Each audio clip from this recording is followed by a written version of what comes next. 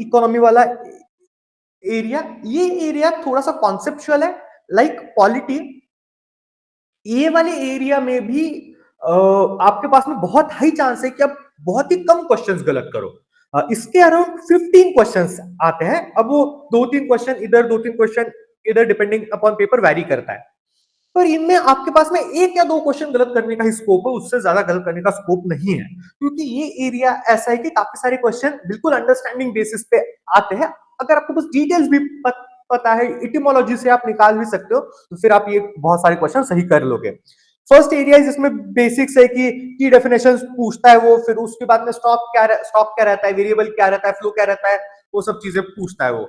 फिर उसके बाद में जैसे बेसिक डेफिनेशन में आईसीओ और डेफिनेशन वो 2 बार पूछ चुका है। सेक्टर्स कैसे वैरी करते हैं, सेक्टर्स कैसे होते हैं, प्राइमरी सेक्टर क्या है, सेकेंडरी सेक्टर क्या है, थर्ड टर्शियरी सेक्टर क्या है, उनमें कौन सा एक्टिविटीज आती है, कौन सी एक्टिविटीज नहीं आती।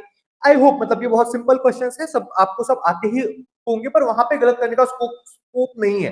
एंड ट्रस्ट मी, लोग ये क्वेश्चन गलत करते हैं।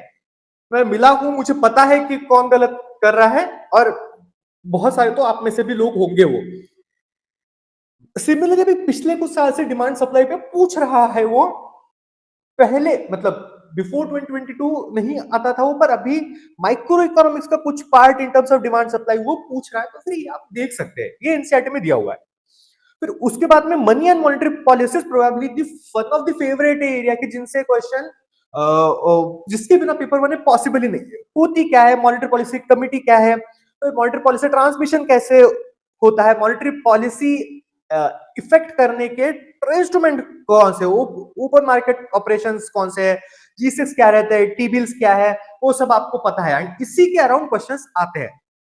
सिमिलरली इनका इन्फ्लेशन के साथ में रिलेशन, एंड पर्टिकुलरली कि how inflation plays a role in deciding the monetary policy, and inflation का रोल ऑन अदर थिंग्स। तो inflation in itself part of monetary policy, money and inflation as a topic itself, तो ये दोनों topic बहुत बहुत ही frequently observable है। उसके बाद में अभी रिसेंट टाइम्स में ये बॉन्ड यील्ड, बॉन्ड का और बॉन्ड यील्ड का रिलेशनशिप पूछा जा रहा है। तो बॉन्ड प्राइस और बॉन्ड यील्ड का जो रिलेशनशिप है, ये ये एक ऐसा कॉन्सेप्ट है कि मैं खुद कितने लोगों को समझा चुका हूं। मुझे पता है कि ये समझ में थोड़ा सा मुश्किल है, बट एक बार आप समझ लेंगे, एक यूट्यूब में वीडियो देखो, उससे आपको क्लियर होगा कि क्या रिलेशनशिप है बॉन्ड यील्ड और बॉन्ड प्राइस के बीच में, तो फिर आप अंडरस्टैंड कर लोगे बहुत सारी चीजें। उसके बाद में जो बहुत प्रोबेबल, बहुत सेंट्रल एरिया है, वो है banking and financial markets.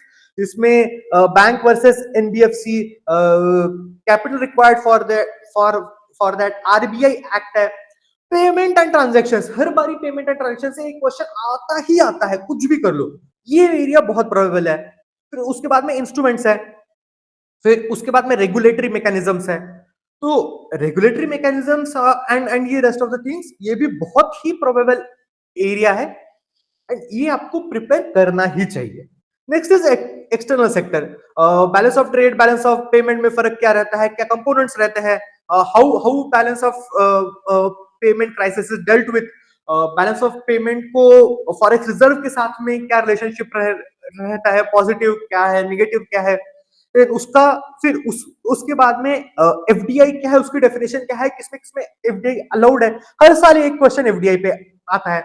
Similarly FII की फ्लाइट है, एफआई की फ्लाइट पे इंपैक्ट क्या है, नीर क्या है, रीर क्या है, रुपी एक्सचेंज का इन सब पे इंपैक्ट क्या है। तो मोर ऑफन देन नॉट ये क्वेश्चन थोड़े से अंडरस्टैंडिंग पे आते हैं, एंड इन क्वेश्चन को आप समझने के लिए आपके पास में एक अंडरस्टैंडिंग होना बहुत जरूरी है।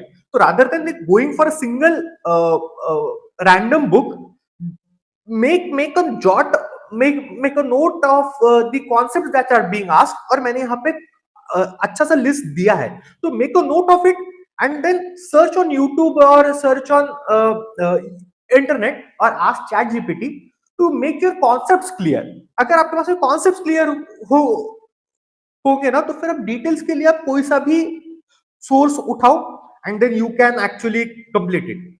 इसके बाद में we are trying to come up with actually a course, कि जिसमें हम लोग ये जो हाई यील्डिंग एरियाज है, इनको हम लोग कहीं से पढ़ा पाए, कि एक वन स्टॉप सॉल्यूशन बने, और उसके बाद ही बात, और उसके बाद ही आप लोगों को कुछ एडिशनल चीज करने का मौका बचे तो वो भी हम लोग करवा दें।